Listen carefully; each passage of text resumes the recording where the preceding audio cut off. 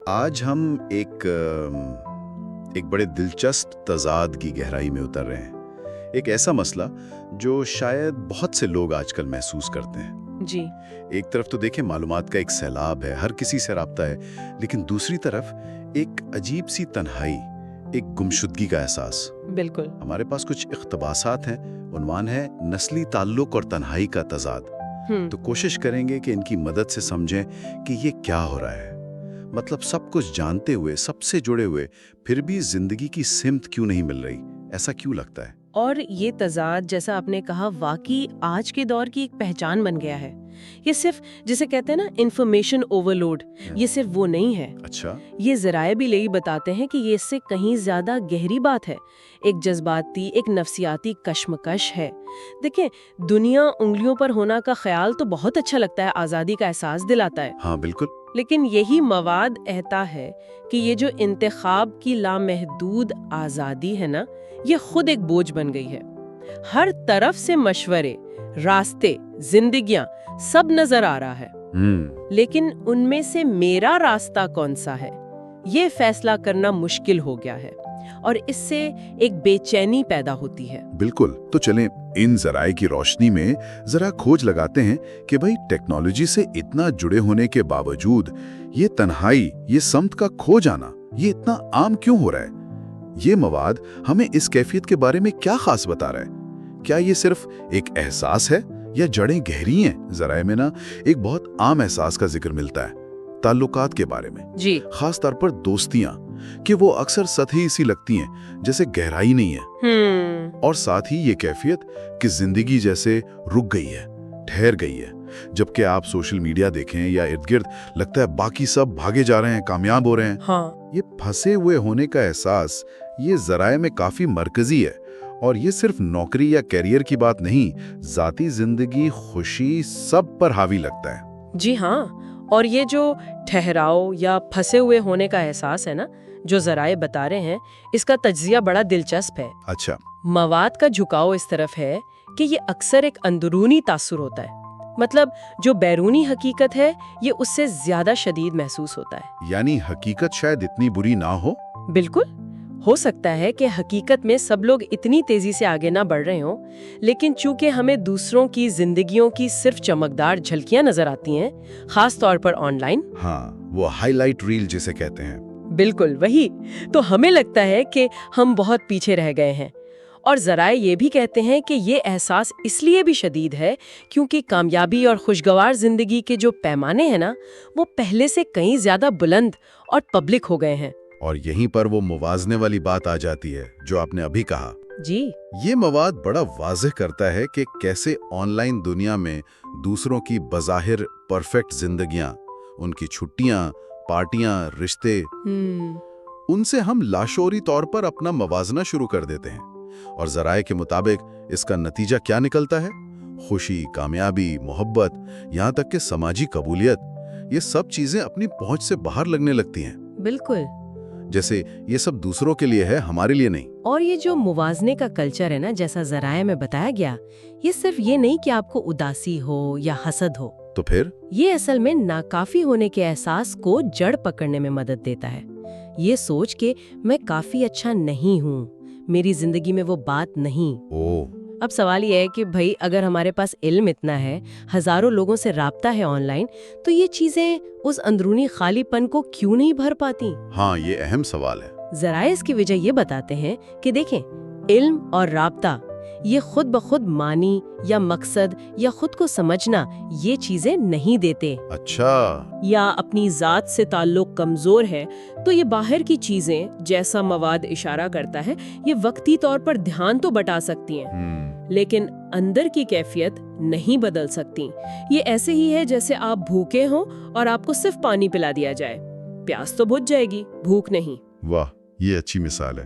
ذرائع میں ایک جگہ بڑی چونکا دینے والی بات کہی گئی ہے، بلکہ غور طلب۔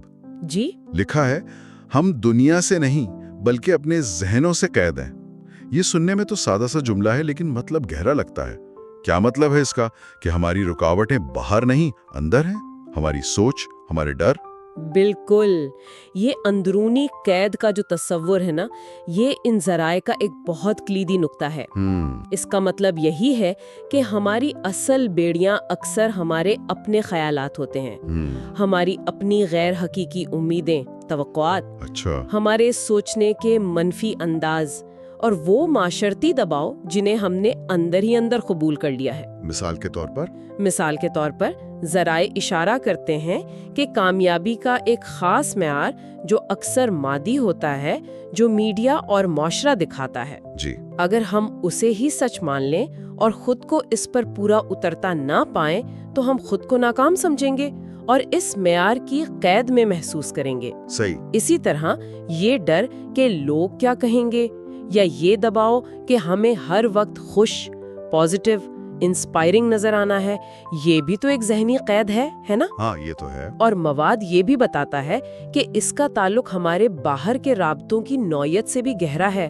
اگر ہمارے زیادہ تر رشتے، تعلقات وہ سطحی ہیں، جہاں ہم اپنی اصلیت، اپنی کمزوریاں، اپنے خدشات وہ سب چھپانے پر مجبور ہیں، تو پھر ہم بھیڑ میں ہوتے ہوئے بھی اندر سے تنہا اور قید ہی رہیں گے، کیونکہ اصل ہم تو باہر آ ہی نہیں پا رہا۔ تو اگر مسئلہ اتنا اندرونی ہے، ہمارے اپنے ذہن سے جڑا ہے، تو ذرائع ایک ممکنہ حل کی طرف بھی اشارہ کرتے ہیں، جو شاید پہلی نظر میں عجیب لگے۔ وہ کیا؟ وہ کہتے ہیں کہ پہلا قدم ہے اس تنہائی کو، اس کھوئے پن کو، اس ناکافی ہونے کے احساس کو قبول کرنا۔ یہ سننے میں تھوڑا مایوس کن نہیں لگتا، جیسے ہار مان لی؟ یا اس قبولیت میں کوئی حکمت ہے؟ نہیں، یہ بہت اہم نقطہ ہے، اور ذرائع اس قبولیت کو شکست بالکل نہیں سمجھتے۔ اچھا؟ یہاں قبولیت کا مطلب مایوسی یا ہتھیار ڈالنا ہرگز نہیں، بلکہ مواد کے مطابق اس کا مطلب ہے حقیقت پسندی سے اپنی موجودہ حالت کو مان لینا، یعنی سامنا کرنا، اعتراف کرنا، مسئلے کی صحیح پہچان کرنا۔ دیکھیں، جب تک ہم اپنے احساسات کو، چاہے وہ کتنے ہی برے کیوں نہ ہوں، مانیں گے ہی نہیں، ان سے بھاگتے رہیں گے، انہیں دباتے رہیں گے، تب تک ہم ان سے نمٹنے یا آگے بڑھنے کا راستہ کیسے نکالیں گے؟ ذرائع کہتے ہیں کہ یہ قبولیت دراصل خود سے ایماندار ہونے کا پہلا قدم ہے، اور شاید سب سے مشکل قدم۔ یہ کہنا کہ ہاں میں اس وقت کھویا ہوا ہوں یا مجھے تنہا لگ رہا ہے، اس ایماندارانہ اعتراف کے بعد ہی اصل تبدیلی یا بہتری کی طرف سفر شروع ہو سکتا ہے۔ یہ ایسے ہے جیسے آپ انکار کی دیوار گرا رہے ہوں۔ اور شاید اسی قبولیت میں، اسی ایمانداری میں ایک طرح کی آزادی اور طاقت بھی چھپی ہے۔ یقیناً، کیونکہ جب ہم سچ مان لیتے ہیں تو اس سے لڑنے کی جو توانائی ضائع ہو رہی تھی وہ بچ جاتی ہے۔ ذرائع میں ایک بہت حوصلہ دینے والا پیغام بھی ہے جو اسی قبولیت سے جڑا لگتا ہے۔ جی، وہ کہتے ہیں کھویا ہوا محسوس کرنا ٹھیک ہے، تنہا محسوس کرنا ٹھیک ہے، آپ اکیلے نہیں ہیں۔ یہ جاننا کہ آپ اس احساس میں اکیلے نہیں ہیں، یہ خود کتنا بڑا بوجھ ہلکا کر دیتا ہے، جیسا مواد اشارہ کر رہا ہے۔ یقیناً یہ جو مشترکہ تجربے کا احساس ہے نا، اس کی نفسیاتی اہمیت بہت زیادہ ہے۔ ذرائع اس پر بہت زور دیتے ہیں۔ کیسے؟ جب ہمیں یہ پتہ چلتا ہے کہ دوسرے لوگ بھی، خاص طور پر ہماری ہی نسل کے یا ہمارے جیسے حالات والے، وہ بھی انہی کیفیات، انہی چیلنجز سے گزر رہے ہیں، تو اس سے ایک توثیق ملتی ہے، ویلیڈیشن جسے کہتے ہیں۔ اچھا، کہ میں اکیلا نہیں ہوں ایسا سوچنے والا۔ بالکل، یہ سوچ کمزور پڑ جاتی ہے کہ شاید صرف میرے ساتھ ہی کچھ گڑبڑ ہے۔ ذرائع کے مطابق اس توثیق سے نہ صرف تنہائی کا ذاتی بوجھ ہلکا ہوتا ہے، بلکہ یہ ایک طرح کی اجتماعی ہمت اور حوصلہ بھی دیتا ہے۔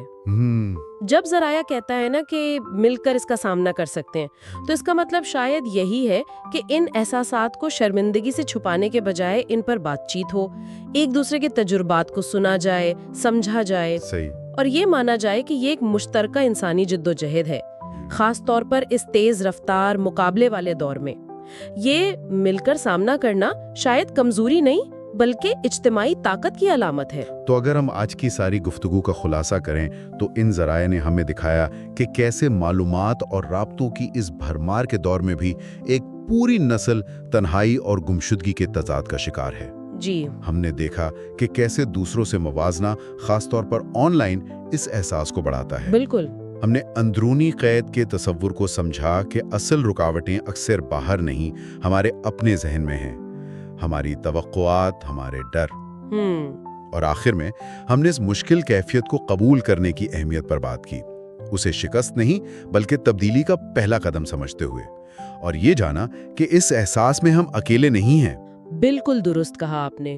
اور جو کلیدی پیغام ان ذرائع سے نکلتا ہے وہ یہی ہے کہ یہ چیلنجز، یہ گہرے احساسات، یہ اکثر ہماری اندرونی دنیا سے جڑے ہیں۔ جی، انہیں تسلیم کرنا، ان کی پہچان کرنا اور یہ ماننا کہ ایسا محسوس کرنا ٹھیک ہے اور آپ اکیلے نہیں ہیں، یہی وہ نقطۂ آغاز ہے جہاں سے بہتری اور خود شناسی کا سفر شروع ہو سکتا ہے۔ یہ خود پر سختی کرنے کے بجائے خود پر رحم کرنے اور سمجھنے کا راستہ ہے۔ یہ سب سمجھنے کے بعد ایک سوال ذہن میں آ رہا ہے جسے شاید ہمیں اپنے ساتھ لے کر جانا چاہیے۔ ضرور۔ اگر ان مشکل احساسات کو جیسے تنہائی یا کھوئے پن کو قبول کرنا پہلا قدم ہے جیسا ذرائع کہہ رہے ہیں، تو پھر انہی ذرائع کی روشنی میں مل کر اس کا سامنا کرنے کا عملی ٹھوس مطلب کیا ہو سکتا ہے؟ اچھا سوال ہے۔ وہ کون سے مخصوص قدم ہو سکتے ہیں، رویے یا سوچ کے انداز جو اس محض قبولیت سے آگے بڑھ کر ہمیں واقعی اس کیفیت سے نکلنے میں، اپنی سمت تلاش کرنے میں اور آگے بڑھنے میں مدد دیں؟ قبولیت تو ضروری ہے، لیکن اگلا قدم کیا ہے؟